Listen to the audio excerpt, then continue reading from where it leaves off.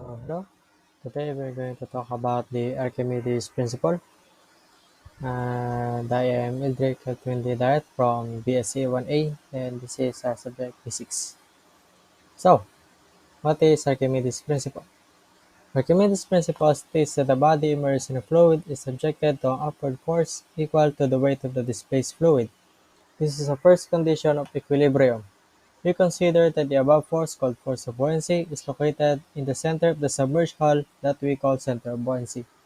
From the same source, Archimedes' principle states that a body immersed in fluid experiences a net thrust equal to the weight of the fluid dispersed, and this is fundamental to the equilibrium of a body floating in still water or in a fluid. Given that, here are the equations for the Archimedes' principle. For the equation of buoyancy, we have the density of the fluid multiplied by the volume displaced multiplied by gravity. All in all, this equivalents to the mass of the fluid multiplied by gravity, which is also the weight of the displaced fluid. So here's a short illustration. So assume this is a body of water, and we're going to submerge an object inside it. So this object has a fixed volume. So when we submerge this object, it will displace a certain amount of liquid or fluid. Let's say this is water, so it will displace a certain amount of water. The amount of water to be displaced is equal to the volume of the object, meaning if we were to get the volume of this object or the volume of the displaced water and find its weight, it will equate to the buoyant force acting upon this object. So that is a simple explanation for the Archimedes principle. So we have sample problems that will help us understand the Archimedes principle even more. This is our first example. A 10-kilogram boats float on a lake. Compute the force making the boat float. So you can pause the video and try it yourself. So here's a simple illustration. Assume this is water, and we're going to put a small boat on top, assuming a rectangular shape.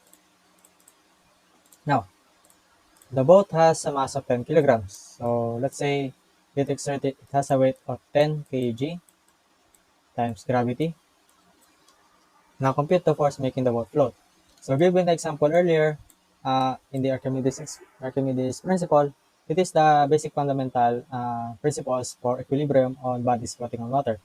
Since this is in a state of equilibrium, we can assume that this force downward or the weight is cancelled by the buoyant force. So here's the solution. So summation forces Y, or any vertical forces acting on the system, must equate to 0. So buoyancy minus weight equals 0, therefore buoyancy equals weight. Since weight is equals to mass times gravity, we have this equation. Weight equals to 10 kilograms times 9.81 meter per second squared. And we find that the weight is equivalent to 98.1 Newton.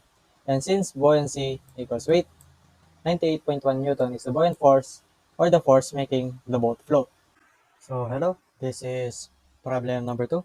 A barrel with a radius of 1 meter and height of 2 meter floats vertically on water without of it submerged. Find the mass of the barrel and buoyancy force acting upon the barrel. So you can pause the video and try it yourself. So here's a simple illustration.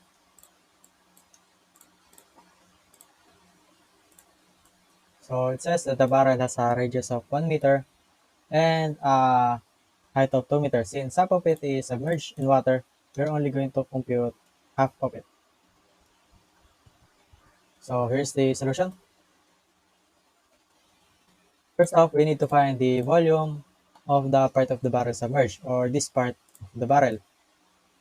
Then input the value, volume equals pi r squared times height.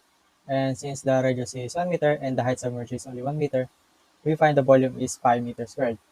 Given the equation of buoyancy is equals to density of water times the volume of the displaced water times gravity. Take note that the volume occupied by the submerged part of the barrel is equivalent to the volume of the displaced water. And the density of water is 1,000 kilograms per cubic meter. So input the values. Buoyancy force equals 1,000 kilogram per cubic meter times pi, which is the volume of the submerged part of the barrel or the displaced water, multiplied by acceleration due to gravity. We find that the buoyancy force is 9,810 pi or 30,819.02393 newtons. So this is the buoyant force. To find the mass of the barrel, all we need to do is simply divide it by 9.81 or multiply pi by 1,000. We find that the mass of the barrel is equal to 1,000 pi or 3141.59265 kilograms. So why did I say that the buoyant force divided by gravity is the mass of the barrel? Given the explanation earlier, the weight of the barrel is cancelled by the buoyant force since this is in a state of equilibrium. Therefore, the weight of the water displaced is equal to the total weight of the barrel. And since weight is equals to mass times gravity, we divided by gravity, we find the mass of the object, which is this. This is our third and last problem. A cube with sides of 1 meter is halfway full of unknown entity weighing 750 kilograms. The cube has an empty weight of 100 kilograms. To make the cube sink in water, how much liters of water should we fill in the cube? So given the density of water, 1,000 kilograms per cubic meter, and 1 kilogram of water is equal to 1 liter. So you can pause the video to try it yourself. Here's a simple illustration. Assuming this is a cube, it is half full of an unknown entity, and it weighs uh, 750 kilograms. So this weighs 750 kilograms, and the cube itself weighs 100 kilograms. So here's the answer to this equation. Since we need the cube to sink, we need to find the total volume of fluid or water that it will displace. Given the dimension that it has 1 meter length per side, the volume of a cube is simply side cube and since it is only 1 meter, the volume of the cube is 1 cubic meter. Now we must find the total mass of the cube. Given earlier, we have the mass of the unknown entity 750 kg, the mass of the cube 100 kilograms, total mass of the unit is 850 kilograms. We need to displace more than 1 cubic meter of water to make the cube sink because in our equation earlier, we computed that the amount of water that this cube will displace is 1 cubic meter. Now, 1 cubic meter of water is equivalent to 1,000 kilograms as given by this equation over here.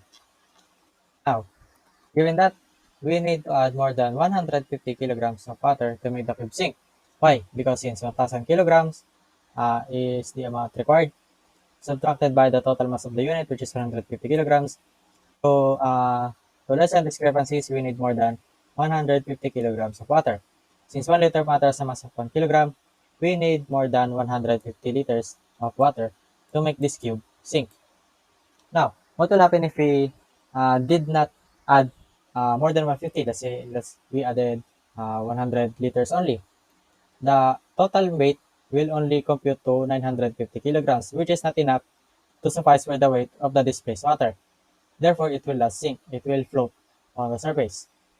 And if we add exactly 150, it will be in a state of equilibrium with the water, wherein the density of the system is equal to the density of the fluid. So it will just stay there. So to make sure it will sink, we need to add more than 150 kilograms or 150 liters of water. So that's all for today. This is the video about the Archimedes principle. It is one of the easiest and fundamental principles in physics and in equilibrium. Hope you understand this lesson and thank you for watching and listening. Goodbye.